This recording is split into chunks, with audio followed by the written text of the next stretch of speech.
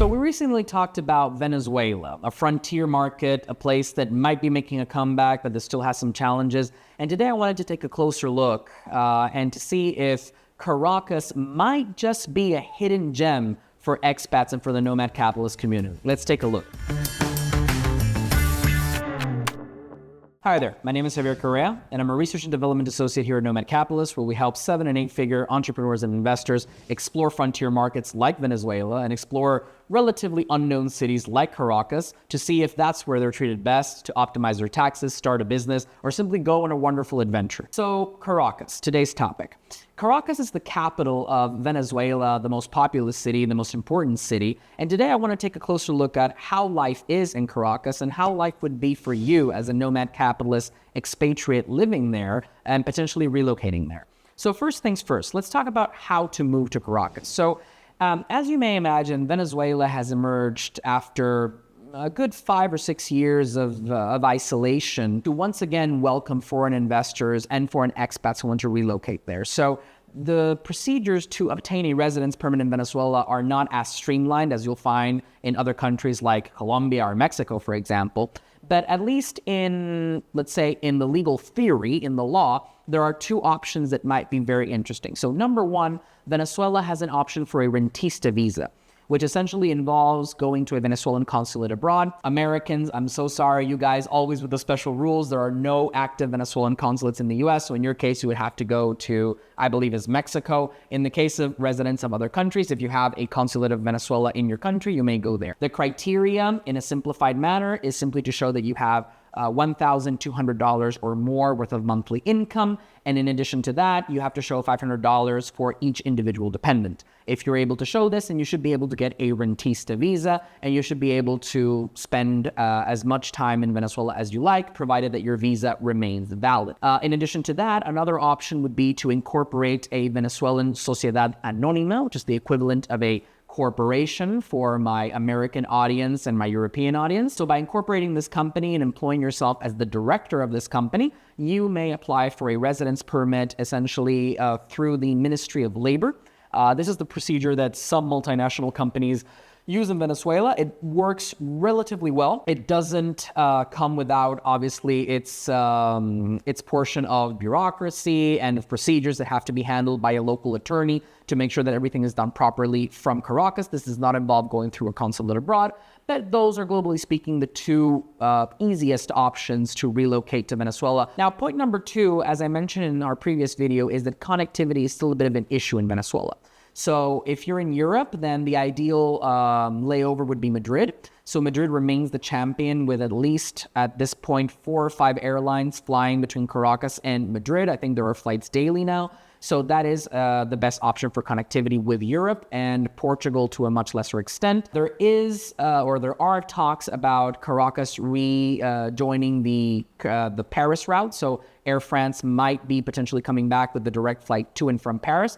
We'll wait and see if that actually occurs. In the Americas, you have flights to Panama, which you can then use to connect with North America, the rest of Latin America. You also can have direct flights to the Dominican Republic, Mexico, and a handful of other destinations, but those are obviously the major ones. Now, regards to actually living there, so renting versus buying, it is important to note that as there are very few foreigners in Caracas, most real estate agents are unfamiliar with foreign renters. So while there is no legal impediment to you renting an apartment through a foreign corporation or even you as a foreigner, it's going to be a bit strange for most realtors, and they're not going to really be able to understand the situation. So we do recommend that you work with some more experienced realtors, and especially one who speaks English and who has experience in dealing with diplomats or the small expat community that has started to grow again in Venezuela. So in terms of rent, if you manage to secure a contract, so that can work fine. You can find beautiful apartments, 4-bedroom with 5 bathrooms, beautiful balconies for $1,000, $1,500, $2,000. If you go up to $5,000 a month, you can find beautiful, gorgeous, 4-bedroom, 5-bedroom apartments. Obviously, this is all going to depend on where you want the apartment to be located, how much luxury you're looking for. Now, when it comes to purchasing, So when it comes to purchasing, this is actually much simpler in Venezuela than renting. And that might seem a bit counterintuitive, but most people in Venezuela buy as opposed to rent. And this is mainly due to the fact that renting laws are a bit unbalanced. They tend to favor the renter a lot with respect to the landlord. So many people would rather sell their asset as opposed to rent it, but well, that will depend on each individual. So when it comes to buying, it is important to emphasize what I mentioned in the previous video, which is that as a foreigner, whether you buy through an entity or you personally, you do need to go through a registration process with the entity called SAREN for its acronym. And so you have to declare your intent to buy the property. You need an authorization from the Venezuelan government. Once you have that, you'll be able to go to the property registration office and buy your property outright. And in terms of purchasing possibilities, you can find beautiful properties, luxurious properties. So it is definitely a buyer's market. Remember, the Venezuelan property market essentially crashed back in 2017-18 and has been slowly recovering since then. Another good thing is that if you decide to relocate there entirely, the Venezuelan tax code completely exempts capital gains deriving from the resale of your main property. So even if you've accumulated $1 million, $2 million, $3 million worth of gain in your main property, you'll be able to sell that free of capital gains tax. So that's a pretty good advantage there. How do you pay for stuff in Caracas? How does that work? Well, essentially, since 2018, with the reforms that were put in place, Caracas became a multi-currency economy. And I would say Venezuela as a whole, but today we're concentrating in Caracas specifically. So you will still hear people talking about the local currency, the bolivar, that has not gone away. However, especially if you stay in the more affluent areas, the main currency of use is the US dollar.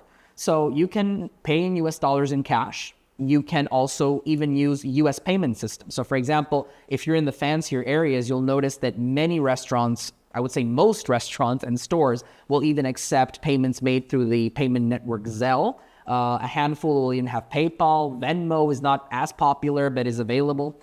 For the crypto guys out there, you're going to be happy to know that even though it is not the most popular payment system, you can find cafes, restaurants, and stores that take Bitcoin, USTD, other stable coins as well are included there. To a lesser extent, you can also pay in euros. So for example, I always share the experience of being in a Venezuelan supermarket and the fact that they give you the price in bolivars, the local currency, but if you ask for the price in dollars or euros, they'll also give it to you, and you can pay in the currency of your choosing, which is actually pretty interesting, and it's a fun experience. Now, in addition to all of this, I also want to mention that cash is king. So while US credit cards, European credit cards, Zelle, PayPal, Venmo, all of these things are welcome, cash is still very much king in Venezuela. So if you're going to go there for a period of time or you're thinking about relocating there, having a good amount of cash always safely stored away in your apartment or in a safe deposit box might be an ideal choice for you.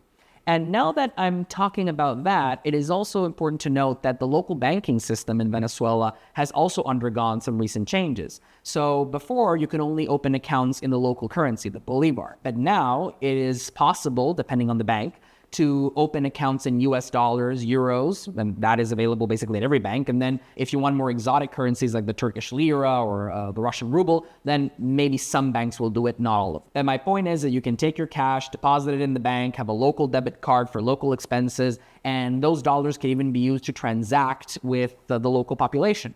So I've often said, in my previous videos and in general, that the Venezuelan upper middle class and upper class always have offshore bank accounts. It's something very common. However, if you want to pay the housekeeper or the driver, it's very useful to have a local bank account that you can use, even if it's denominated in dollars or euros. Now, in terms of taxes, how will you be taxed as an expat living in Caracas? So Venezuela has a worldwide taxation system, which means that it is not the most tax-friendly place in the world. There is some tax planning involved to successfully live in Venezuela. However, it does leave a lot of room for you to create a good offshore structure that allows you to defer taxation and to optimize taxation.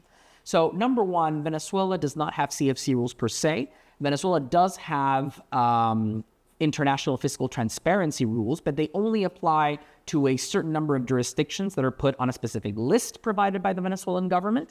And on top of that, these rules basically only apply to certain forms of passive income retained by these offshore companies. So in a nutshell, what this means is if you run an active business through an offshore entity, you should be good to go. There is no need to pay Venezuelan tax unless, of course, you pay yourself dividends, or unless, of course, you're running the business directly from Venezuela with a Venezuelan office and so forth. The other good news is even if the income is passive, if you choose to incorporate your holding company in a jurisdiction that has a treaty with Venezuela, like Barbados, like the US, like the UK, like Switzerland, which all offer options to have companies that potentially are not exposed to tax or exposed to very little tax in those countries, you do not have to pay tax in Venezuela until you pay yourself a dividend, even if the income is passive. So that's very good. We may make a video in future cases about how to optimize your taxes in Venezuela more specifically, but I just wanted to give this general overview to let you know that in terms of taxes, it is possible to set up a good offshore structure and pay minimal tax in Venezuela, or to decide when you want to pay that tax. Now, when you do have to pay that tax, do keep in mind that rates go up to 34%.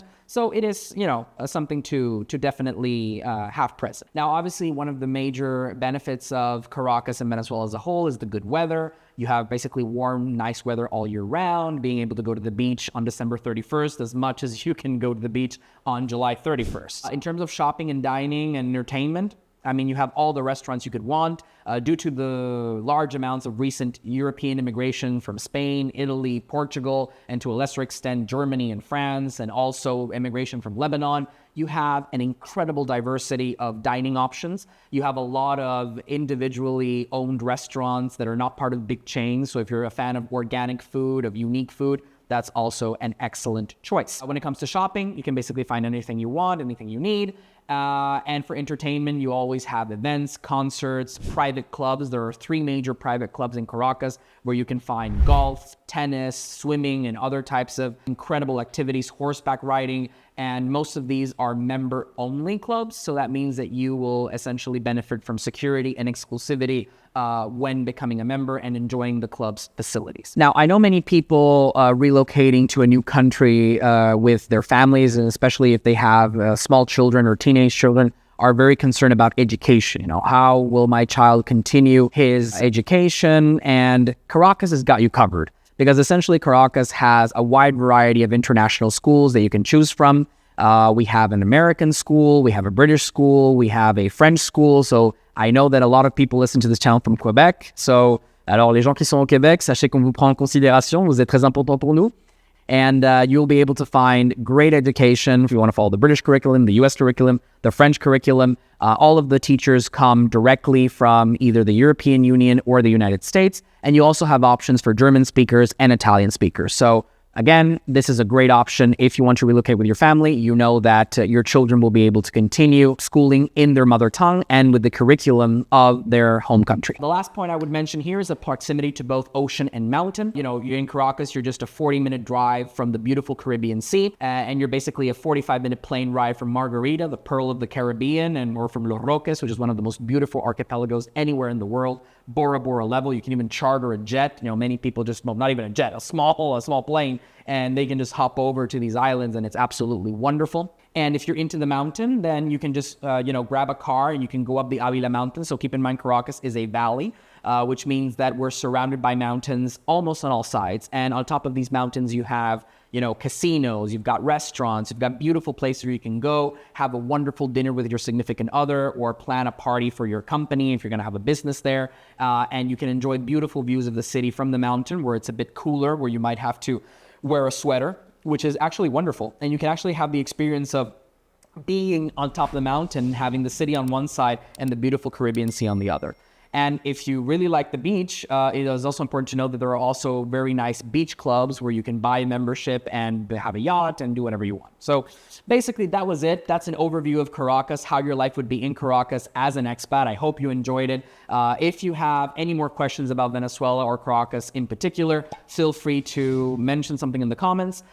Before I go, I did want to mention that obviously the vision of Caracas that is being presented here is meant for 6- and 7-figure entrepreneurs. Like any city in the world, there are some areas that are not as prosperous as others. There are some areas of the city and of the country as a whole that are facing more difficulties than others. But this video, again, was meant for a very specific target audience. So with that in mind, I thank you for watching the video. If you want to learn more about Venezuela and other frontier markets, feel free to subscribe to our YouTube channel, follow us on Instagram, and stay tuned for the next videos, and see you next time. Thank you.